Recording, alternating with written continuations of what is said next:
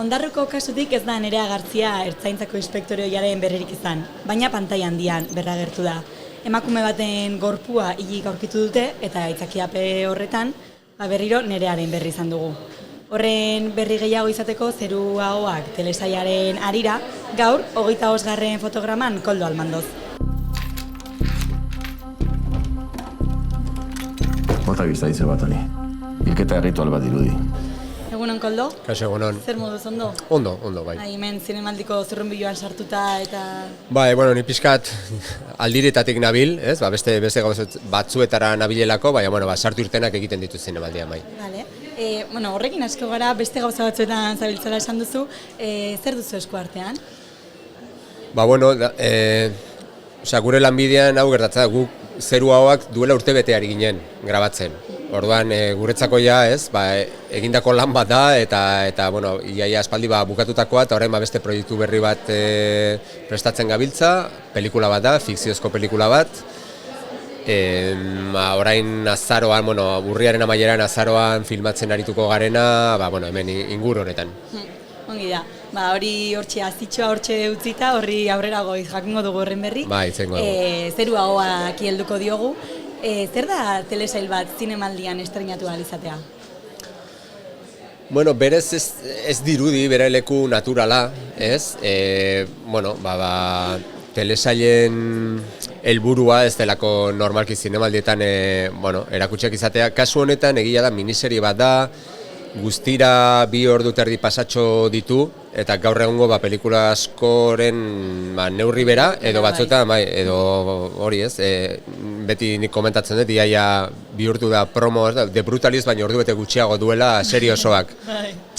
Orduan zentzu horretan igual izan dezake zentzua, gero egia da serie batzuk direla oso telebistara begira eginikoak, beste batzuk gurearen kasuan modu zinematografikoan ere eginak daudela. Eta ari dira bere tokia topatzen, baina niri oraindikan ere arraro egiten zait. Azkenean,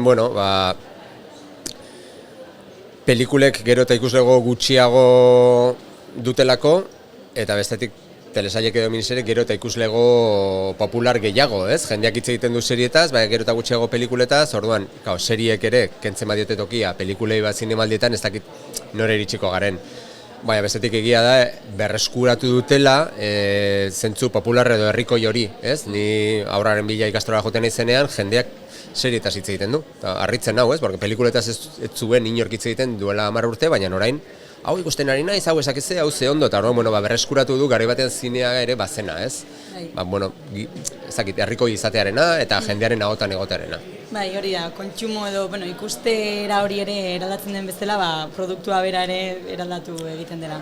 Bai, erraztu eginda, etxean ikusten duzu, etzoa zareto batetara, nik zentzu horretan oso zinemaren defendatzailea naiz, ez? Hemen zinemaldian ikusi ditudan pelikulak, askotan, aretora juten naizen bakoitzean, nire buru hori esaten diot, ez? Gehiagotan etorri barut zinera, ez?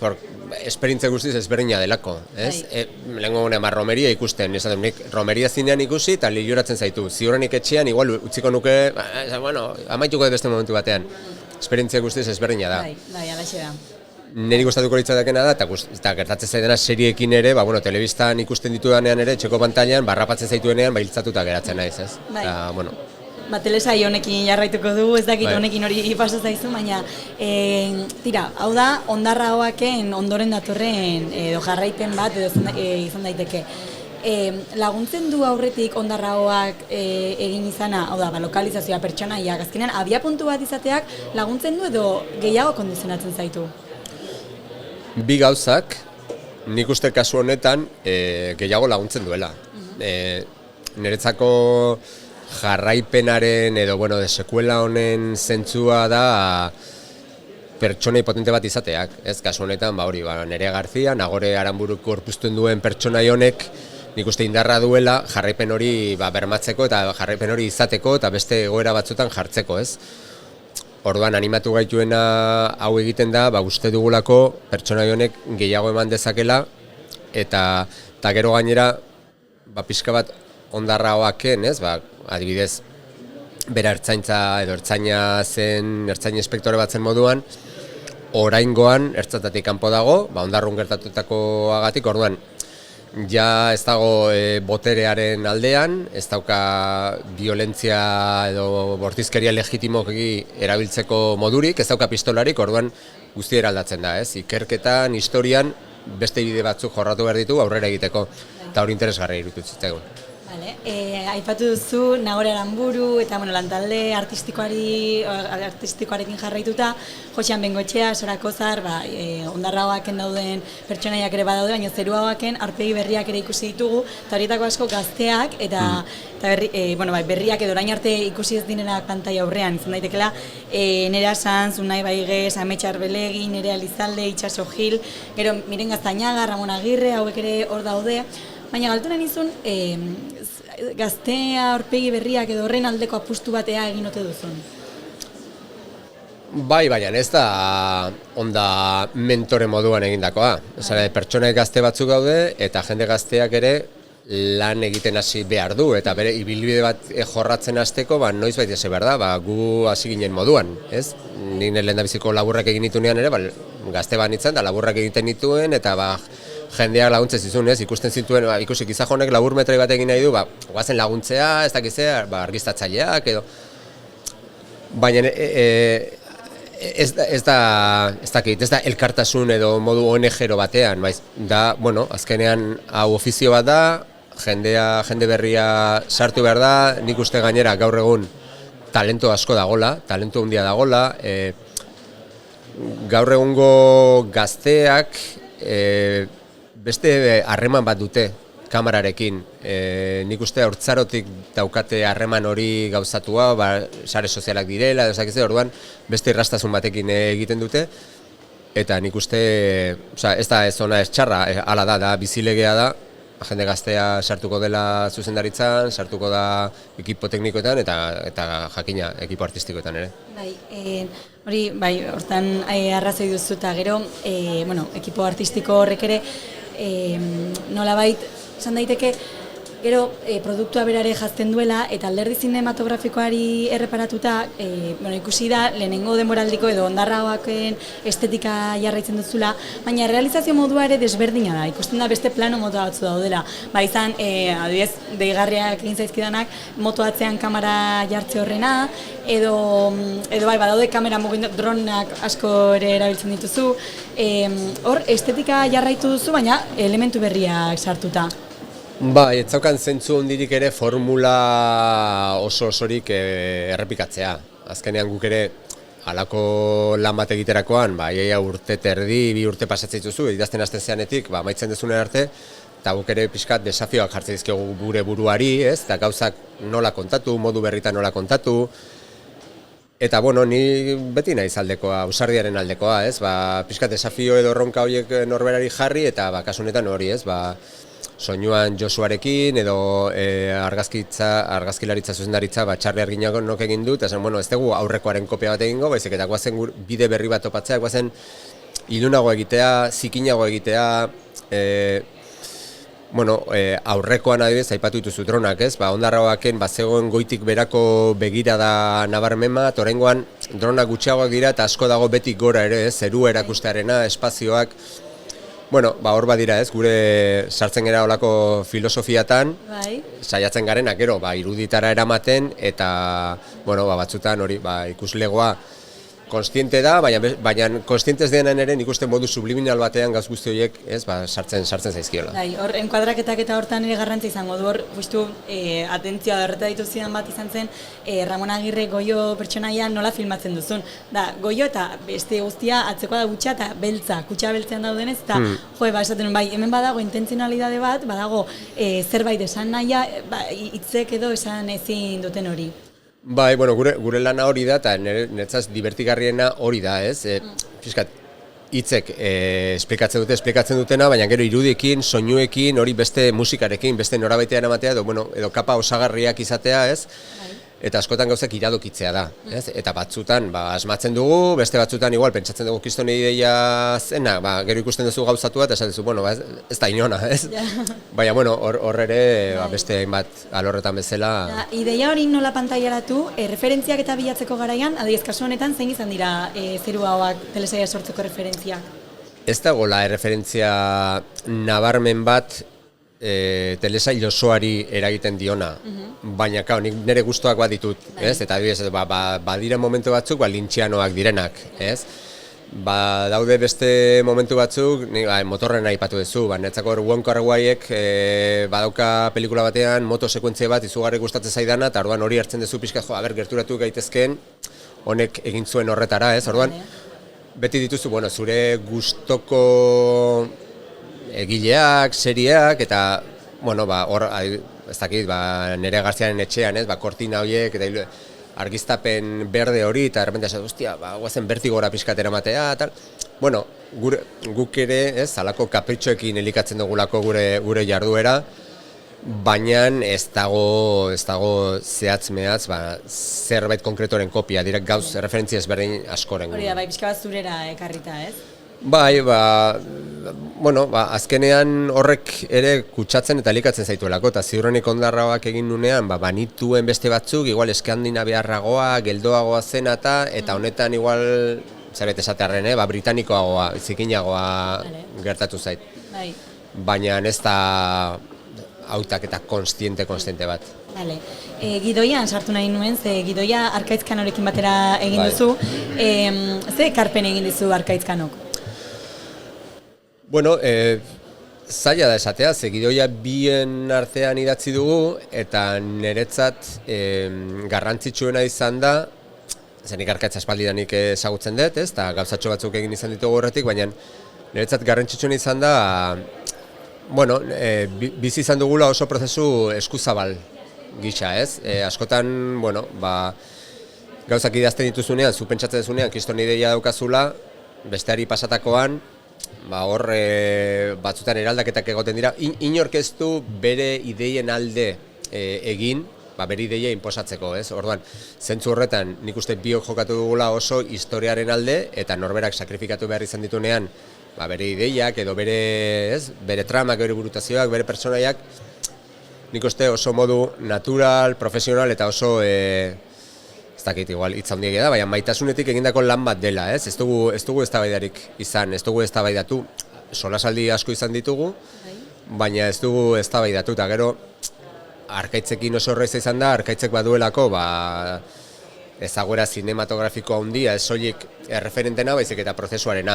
Orduan badaki ezin duela idatzi, nere Gartzia kohete batean sartuko dugu eta bidaliko dugu ez dakit nora, ez, hori ezingo dugu egin. Orduan, idazte prozesu horretan, biak izan gara oso konstiente, muga batzuk daudela, eta muga hoien barne jokatu behar genuela.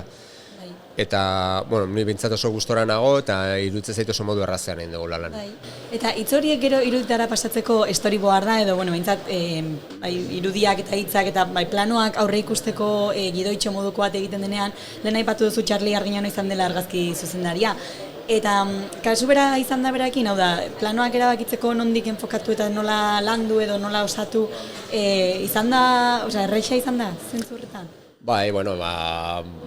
Txarri laguna da, eta aparte, talentu handiko argazki zuzendaria, orduan, beti badagona da ere, hau ez da erabakitzen filmaketa egunean bertan, ez? Aurretik, badago prozesu bat, elkarrekin hitz egiten duguna, berak egiten ditu bere proposamenak, nik egiten dizkion nereak, proposamen hoien gainean, ideiak aldatzen dira, ez? Eta kasu honetan adibidez, nik esaten niona, nik argi neukan, honek izan behar zuela ilunagoa, berez, urbanoa izan da ere, Bilbo handia, ez dakiz zer, argiak, dizdirak, isladak, eta gero horrek, bera ere eraman du, beste erabaki batzuk hartzea, ez dakit, objektibo edo lenteen aukeraketatik hasita, gero kolorea lantzerako orduan, ez, hau esageratu egida, ez, goazen aurrera, goazen kolore fluoreszente argi asko erabiltzea, ez, gauz guzti horiek ere, berak proposatzen ditu, enkuadre aldetik ere, hor enkuadrek asko esaten dute, zu pertsonaje bat, lehen aipatu duzu Ramon, hor Goioren pertsonajea, paretaren kontra jartzen zuen, hor, asera batetan, zerbait esatarren, lehendabiziko bileran, Goiok eta nereak, bata bestearekin hitz egiten dutenean, hori, justo, kuadroaren alde baten kontra daukate jarrita horpegia, pareta baten kontra bezala, igual ikusari ez da inporta, baina guretzat bada garrantzitsu ikustea, ez? Ari direla inorekin, ez? Amurru baten kontra hizketan bezala, balako erabakiak ere elkarrekin hartzen ditugu, eta gero argazki zuzendariak horiek gauzatu eta hobetu egiten ditu, beti. Bai, azkenean ikusten ere ikusleak inkonstientean ere nolabait formulatuko duela edo iritsiko zaiola mezu hori. Bai, hori sinpletasunaren eman da, oso ezberdina da, pertsonai txiki bat baso handi batean ikustea, ez? Eta hor inguruneak, kontekstuak pertsonaia txikitzen du, edo pertsonai bera toki berean, baina bere aurpegia soilik filmatzearena. Horrek beste norabidea eramaten zaitu. Bai. Erabaki horiek hartu behar dira planoz plano, pelikula edo serie guztietan. Bai, eta hori guztia ere, hori guztia egin ahal izateko finantzak eta diru iturri behar izaten da. Ondarraoak egin izanak eman dizue hemen diru iturri handiago bat edo antzeko ibilizarete? Eman diguna da, nik uste nuen Ondarraoak egin ostean, ez zaigula hainbeste kostatuko zeruaok egitea, 5 urte igaro dira, eta horrek ere, esaten du zerbait. Izan dugu baliabide gehiago, baina 5 urte hauetan ere gauzak asko aldatu dira. Eta eman da nolabaiteko inflazio moduko bat, hemen dauden filmaketekin, prezioak gora egin dute, duela 5 urte hotel batek 50 euro kostatzen zenean, gaur egun 3 aldiz gehiago kostatzen du, alokairua gauza bera, orduan guk pentsatzen genuen baliabide gehiago izango genuela, baina errealitateak ere eraman gaitu, ekoizpen modesto xamar bat egitera, ez? Aurreko hartan Ondarraoak izan zen ETB-erako egindako zerbait, kasu honetan gu gora ekoizleak, ETB-ren partaiditzarekin, gero bat Televisión Española sartu zen, pizgarri fiskalak, ez dakize, orduan, izan du estruktura handiagoa, baina izan du ere kosto handiagoa guztiak. Enez kejatzen, ez da negarriteko moduan, niri neurria ere egokia iruditzen zait.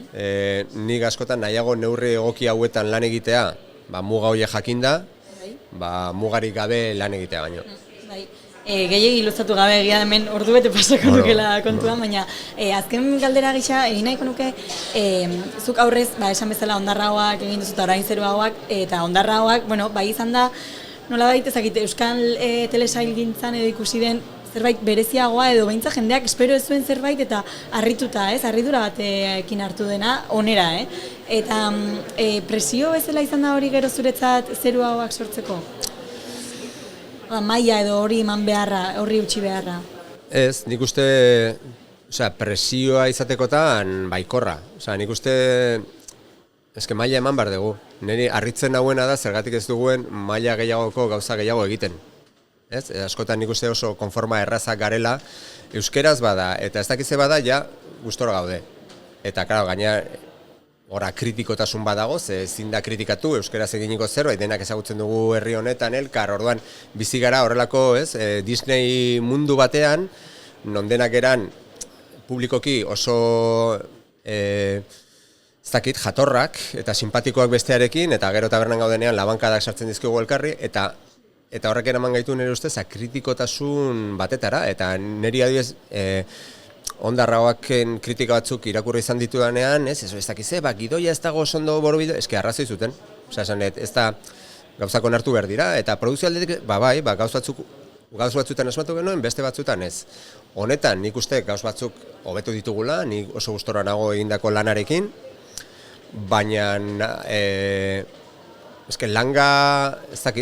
langa beti gorago jarri beharko genuke, ez berago, eta askotan harritzen nagoena da, zergatik ez diran, zinean gertatzen den moduan, ez? Zuk ikusten duzu Maspalomas, ikusten duzu, Faisaien uartea, ikusten dituzu horrelako produzioak, eta esan zu, hauek daude munduko edozein pelikularekin berdinduta, ez? Kalidadean.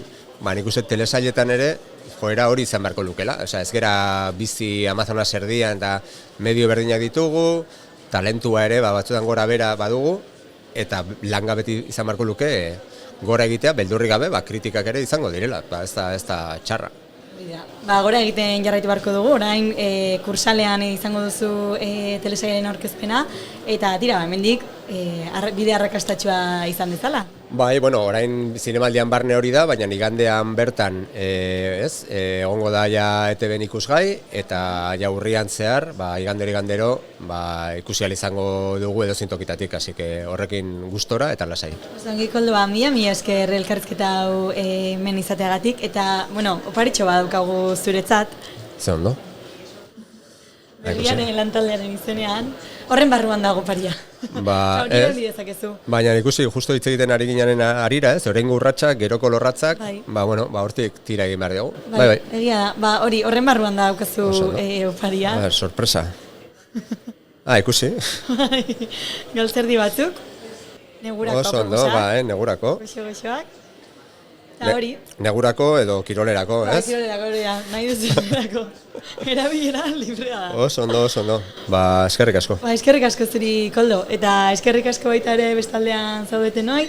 Gaur errealizazio eta teknikan Ainara Rodil eta Lara Madina Beitia ibili dira. Eta hori, ba, beste bat arte.